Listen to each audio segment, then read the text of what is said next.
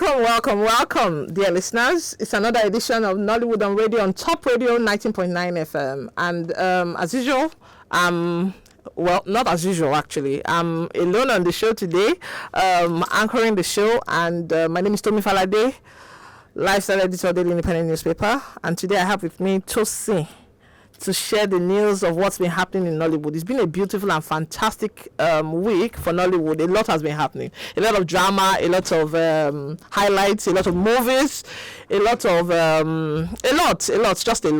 been happening. And I'm sure that we're excited to go on the show with us. Good afternoon, Lagos. My name is Oluwatosin Balogun. And yes, just as Miss Tomi said, I'll be taking the news for this afternoon. We'll be starting with Nollywood actress Wunmi Toriola. She fired back at Victorian actor Afeez Owoh over comments he made about her on a recent podcast. Afeez Owoh has compared Wunmi's screen personnel to that of his Kama wife, Mide Martins, saying violence is her comfort zone and that Wunmi doesn't take nonsense in real life. In a now deleted Instagram video, Wunmi blasted the remarks as rubbish, saying they gave you a mic and you started saying rubbish. After they entertained you with pepper soup, you started blabbing. Olofa. The public reaction was swift. Many fans felt Aziz meant no harm and that Wunmi overreacted, with some commenting the man didn't say anything bad and that her outburst only proved him right. The exchange has ignited debate on social media about airing personal rifts via podcasts and Instagrams.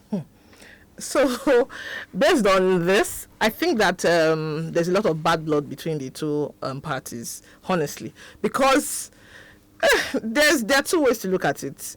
One, we could just look at it that Popsy, as Boda Afeez is usually called, was just being playful. Yeah, it could have been interpreted as such, but some people would also interpret it as you saying call them that netizens. No, when you say Wunmi doesn't take nonsense in real life and that violence is her comfort zone. Violence is someone's comfort zone. That's a lot to say to somebody.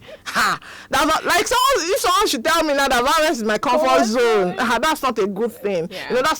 That's not a narrative you want to put out. Yeah. So I don't blame Wunmi for reacting that way. But Wunmi also said a lot. Fire for fire. Fire for fire. So it just tells you that Wunmi is not somebody to be trifled with, really. Yeah. But I feel her and I feel Popsy too. And the funny thing is, in the video she did, I think on TikTok, she didn't mention anybody. But the way she said it, you will know that this is who I'm talking about. So I think both parties can resolve whatever is going on. I don't know what is going on. If it's upon we're here, I think you will have better insight on the matter. But I wish that both of them will resolve these issues of social media, because the two actresses are fantastic actresses. Yes. There's no need for any kind of comparison. I mean, we do this thing on social media where we post a picture and say, who would you prefer as your son's wife, or those things. They're just conversation starters. I don't think that it should become a major issue, because when it's not ideal. I think that they should settle these issues off, social media and personally, if there's really any issue. So, all right, moving on. Popular actress Bimpe Oyebade Adedimeji has slammed an Instagram troll over a vicious comment about her childlessness. The troll cruelly labeled her barren and wombless, even taunting that the day you born pikin, the world go end. In response, Bimpe exposed the user's hypocrisy by sharing screenshots.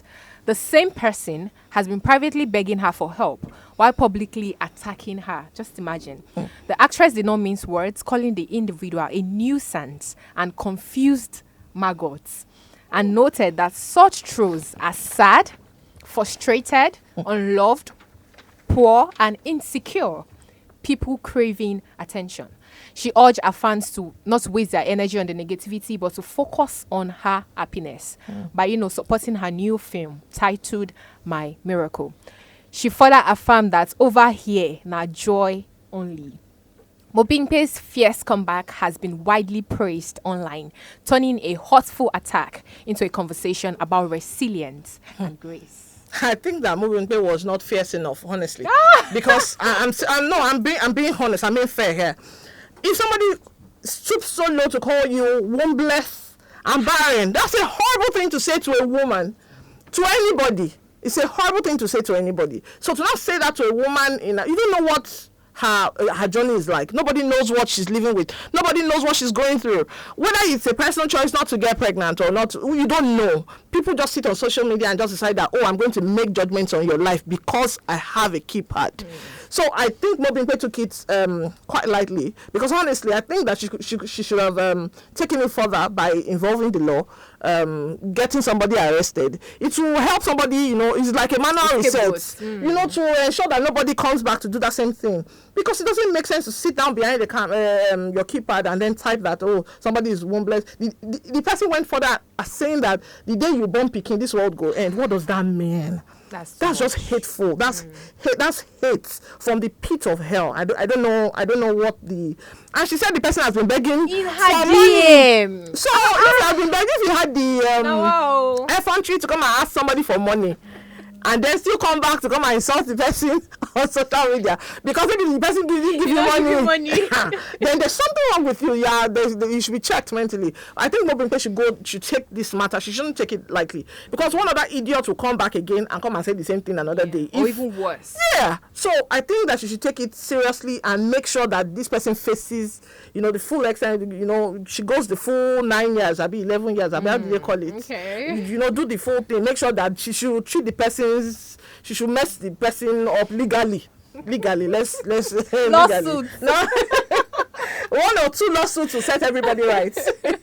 Honestly.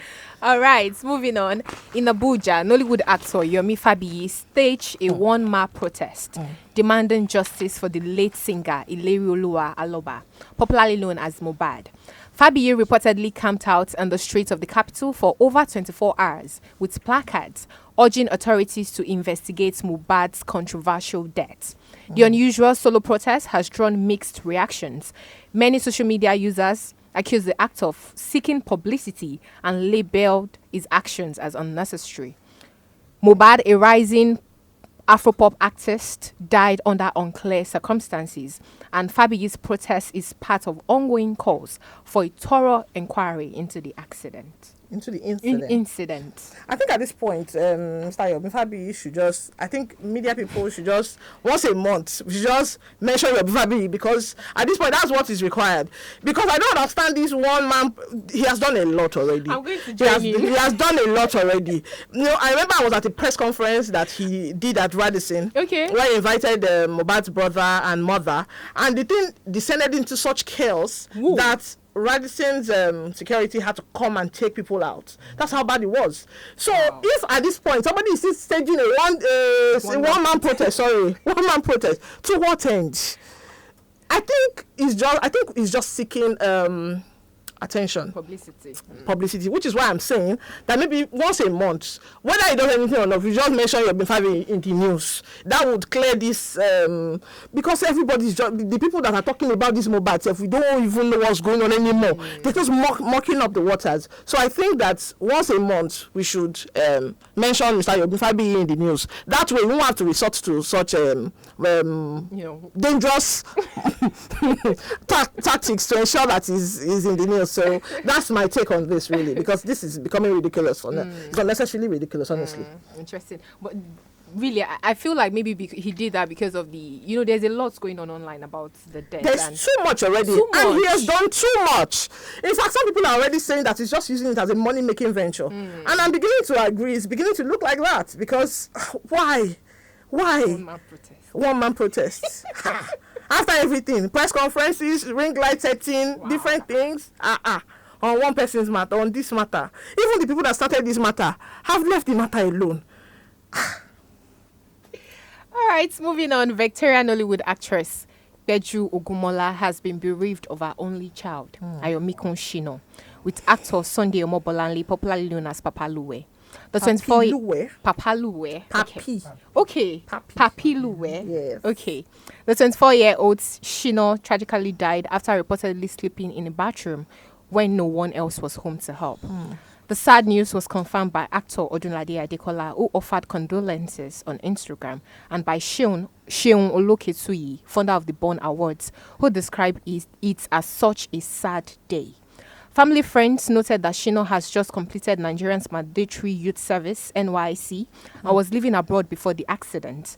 The Nollywood community has been mourning with Ogumola, sending tributes and prayers for her family's comfort. Honestly, it's not just the Nollywood community. I think Nollywood on radio is also condoling with the actress and Papiluwe. I know that a lot of people do not know Aluwe, but Aluwe was he was the big comedian of his time. He's still the big comedian of his time, though I think now he does more regular roles now. But these two they are pillars of the Nollywood community, and for them to lose their son is a big blow. It's like a double tragedy for the industry.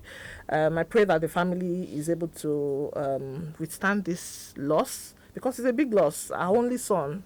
Pedro Ogumola is such a bright light in this industry. She's done so much for this industry from the days of the Ogumola theater. She's been big for a long time. So this can happen to her is it also brings to light the fact that a lot of these bathroom incidents are becoming more rampant, and one wonders why. Is it that we are building substandard bathrooms, or what's the issue? But really, the industry mourns with her. We can't feel her pain, but we pray that God grants her the strength to come out of this. It's so sad. Yeah, very sad. So sad. Okay, on a lighter note, popular Nollywood actress Toyin Abraham is gearing up to return to cinemas with a new family drama titled Ovasabi Auntie. In the video announcement on Instagram, Abraham revealed that the film will hit theaters nationwide on December 19th. She described Ovasabi Auntie as a story packed with love, chaos, laughter, pain, and real-life lesson. A comedic yet touching portrayal of an overzealous know-it-all auntie and family dynamics. This one would touch every home, Abraham wrote, urging fans to get ready for a movie she promises will deliver both humor and heart. The upcoming release has generated excitement among her followers, making Abraham's big comeback to the big screen this year. Toyin it would be right to call Toyin one of the queens of the scene of Nigerian cinema. 100%. I mean, because she's giving us back to back now. She's not pausing anymore. She's taking this business really serious, and I'm happy to see it. I'm happy for her because she's doing a lot of work, and the work is beginning to show. I'm excited for Wasabi Auntie. I think December is going to be a beautiful time for Nollywood because there are already so many films that are already being announced that are coming to the cinemas. And then off the cinemas, we're having a Love. Omon Eboli's film that Love in Every Word. That is already on 27. I remember watching a skit that they did that we are going to go and do part 2. Yes, with I saw the skit. So I think that December is going to be a beautiful time. So Toyin Abraham bringing over Sabi Auntie to the cinemas again in December. Just know that it's hot this December. Dirty December is about to be released in Hollywood. I think it's so early to be talking about Dirty December, really. Not really. In Hollywood. It's a good time. Yeah. I think whenever we enter the bar month. Yes. It's a good time to talk about Dirty December. Yeah. And based on last year, we can tell that this year is going to be a banger. I can't wait. You can't wait. I can't wait. Okay, so there's a piece of news that I wish that we had the lead host of the show around to talk about, but fortunately or unfortunately, he's not here right now, but we'll talk about it in his absence. Yeah. So this year, the Best of Nollywood Awards is coming to Lagos. Woo, drum roll! It's coming to Lagos, and Governor Sanwo-Olu signed received the hosting rights on last week Sunday. I was there. I saw the picture. Yeah,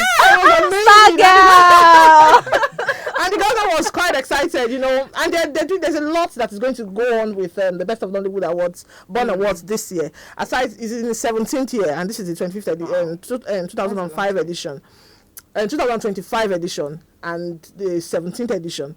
And this year, what is making this year special is that there's going to be a Guinness World Record attempt for the longest red carpet. Wow. Whose idea was that, yours? No, me. Yeah, creative mind now. Mr. Bond is the brains, Mr. Braun is the everything. everything The behind the brain Best of box. Nollywood Awards. And I think Interesting. that it's an exciting time for Nollywood too, because it's all about Nollywood really. Wow. Because if at a Nollywood Awards a Guinness World Record is broken, it's a credit to the industry. Everybody that belongs to Nollywood or has done anything in Nollywood can take it anywhere in the world and say, yes, it's about Nollywood that we did this. So it's not an individual journey. I think it's a collective journey for the industry. And I think that everybody that has ever benefited from Nollywood in any way, or that even enjoys watching Nollywood films, should just come out and support this beautiful, beautiful attempt. Born this year is going to be amazing. Ooh. I know Lagos does not do anything small. Yeah, we do things big, big, without the fanfare. The Commissioner for Tourism was also at the unveiling, and it was and the few Nollywood actors and actresses, Segun Arinze, we had Biola Adebayo, we had Chifemi Branch, we had Wole Ojo, we had Scarlett Wura herself, we had the governor, and he received us in his home, and he was happy, he was excited. So Bon is coming to Lagos December 14th this year at Federal Palace Hotel. But before then, there's going to be a series of activities, and I think that Nollywood should just keep watching. Ready. Just keep watching Nollywood and keep watching Nollywood on radio. Okay. And then in other news, Mr. Bon is not a man of one achievement. Hey, back to back. That's why I'm not happy that he's not here today. I wish he was here, Oh my God. I hope he's listening. I do hope so too, because he's not in the country right now, but I hope he's listening. So I think the book, Making Movies the Nollywood Way, is coming out this Sunday. September 7th, I think it's also his birthday. So he's launching the book on his birthday at Radisson. I'm not going to give you the time so that I don't know the size of the hall, so that we don't go and announce it on air and people. But Making Movies in Nollywood, I've read the book because the ebook is available on Amazon. I've read the book. It's an amazing book. It's a fantastic book. It chronicles the adventures, or let's say adventures, of Nollywood filmmakers, 21 Nollywood filmmakers. So imagine people like Biodo Stephen, Itele himself, talking about what it is to make a Nollywood film. In book form, you can read it, you can use it as a textbook. If you want to become a Nollywood filmmaker, that book is like your go-to guide. So that book is coming to bookstores around you from Sunday, September 7th. Please look out for it, and please support our very own Mr. Bon. Mr. Bon, one and only. The one and only Shewoloke to me. So I think that's all for the news today.